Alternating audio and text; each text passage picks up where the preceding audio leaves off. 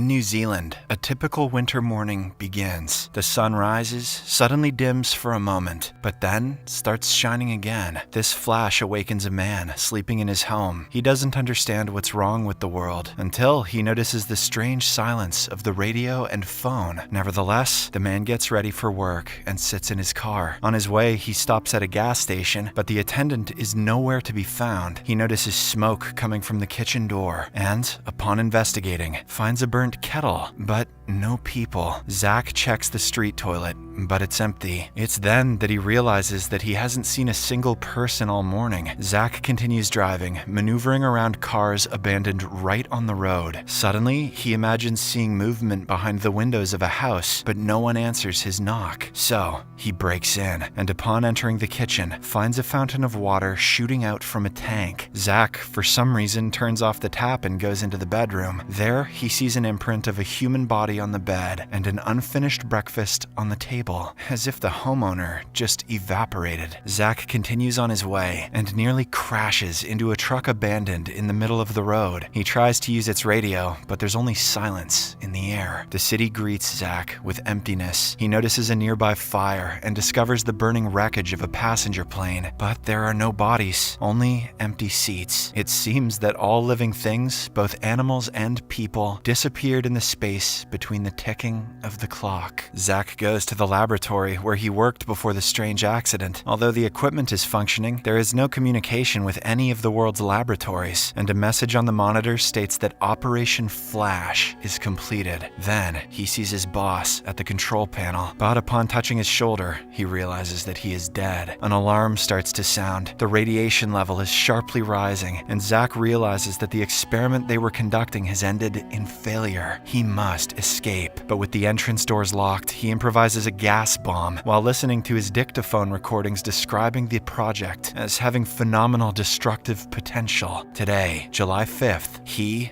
Zach Hobson, is the last person on Earth. At this moment, the gas cylinders explode, blasting the doors open, and Zach gains access to the other floors. He doesn't lose hope of contacting someone and sends a signal with his phone number into the network. Then he writes announcements of the same content everywhere he can, but the phone remains silent. Zach finds a police car and broadcasts his message through the streets, to no avail. After a week of attempts to contact other people, Zach moves into a luxurious mansion and begins to loot the expensive stores of the city. He drives trains and plays billiards by himself, but despite the surrounding luxury, his mental state begins to deteriorate. One day, he puts on a woman's nightgown and declares himself president of this quiet Earth, delivering speeches in front of cardboard images of Adolf Hitler, Queen Elizabeth II, and Pope John Paul II. When the power goes out, Zach, losing his mind, goes to a church, shoots, and removes a Jesus statue from the cross, and declares himself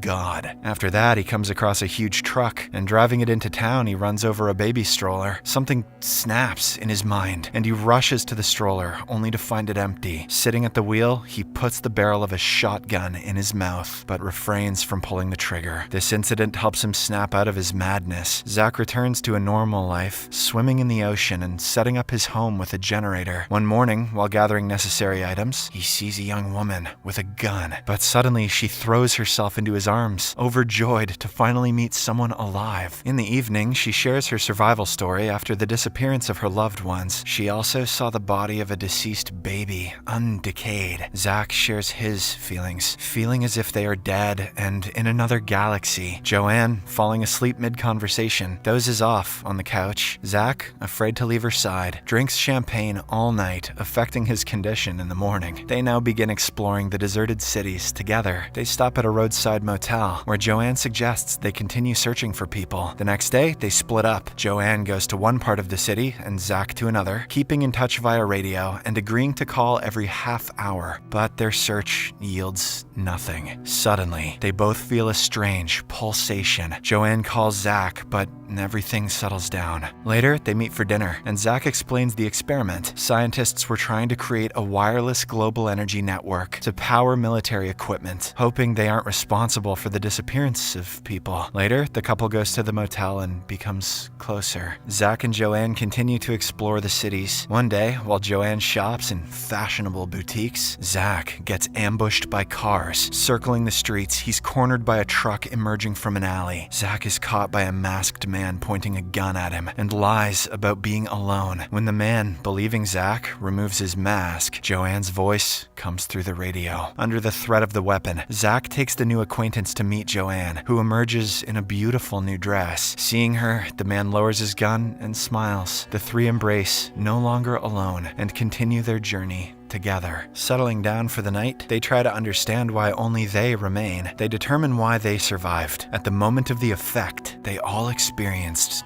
death. Appy was drowning during a fight with a friend. Joanne was electrocuted due to a faulty hairdryer, and Zach had an overdose of pills, feeling guilty about the dangerous experiment. And all of them saw a red light they didn't want to return from. Later, they stop at Appy's house, where he sits down at the piano and plays for his new friends. At night, hearing singing, Joanne steps outside and sees Appy singing at the grave of an elderly woman. She returns to the house and sleeps separately from Zach. A love triangle begins to develop, but Zach is more concerned with his scientific observations. Meanwhile, Joanne discovers that Appy killed a friend's wife, which is what caused their fight. She's shocked, but Appy is unapologetic. It was a necessity, and he decides his own actions. Zach finds the woman in a state of confusion and tries to find out what happened, but she refuses to talk. Zach attempts to take Joanne away from Appy's house, but Appy objects. Why should he make decisions for others? Is he the eldest here? Zach accuses Appy of having hurt the woman, and Appy takes his words as racist criticisms. In the end, an angry Zach gets into the car and drives away, but Appy follows him. Joanne also finds a free car and sets off in pursuit. Appy catches up with Zach and forces his car off the road. Fortunately, Zach is only slightly injured. Appy comes down to confront him, but Joanne, arriving at the scene, pulls a shotgun out of Appy's car and points it at the fighting men, tired of their rivalry. Then, Zach confesses that he swallowed pills because he understood the danger of his experiment. The group continues their journey together. Appy tries to understand how scientists could have allowed such a disaster. Zach blames the Americans for not providing all the data, and others for not understanding the full horror awaiting Earth. They reach a house where Zach finds computer data indicating another catastrophe will happen at 6 a.m. the next day. Suddenly, another flicker occurs. Appy sees the floor become a wall, and Joanne can't find her companions, panics, and starts calling for them. Zach exits onto the street through a transformed corridor as everything returns to normal. Appy embraces Joanne, who is recovered, and blames Zach for miscalculating the time. It already happened, but Zach insists it was only the beginning. Appy suggests disabling the system by destroying Zach's lab. The man leads them to an explosives warehouse, and the three, setting aside personal conflicts, load a truck full of explosives. Zach reminds that his boss pressed a button and a cataclysm occurred, but the anomalies continue to this day. So, it's not about the button. Then, Appy recalls an incident when an Indian boy accidentally broke a staff at the beginning of an eclipse and thought that he was to blame, but Zach is sure it's all about the energy system and heads for the machine, while Joanne is being nice to Appy. Zach watches them for a while, then calls them to the car. On the way, he asks Joanne who she would stay with if everything works out. The woman admits that it's hard for her to decide. She likes each of them in their own way. Zach bitterly notes it seems to him that those two have known each other for a long time and act as guardians for the scientist. Then, the woman tells that Appy's friend wanted to kill him because his wife fell in love with Appy, but Appy rejected her and she took her own life. Appy believed he was to blame for this. Zach is surprised by such nobility and asks Joanne not to worry about him. The woman kisses the scientist and they almost get into an accident. Appy, arriving in his truck filled with explosives, tries to push the obstacle off the road while Joanne and Zach await an explosion in horror. But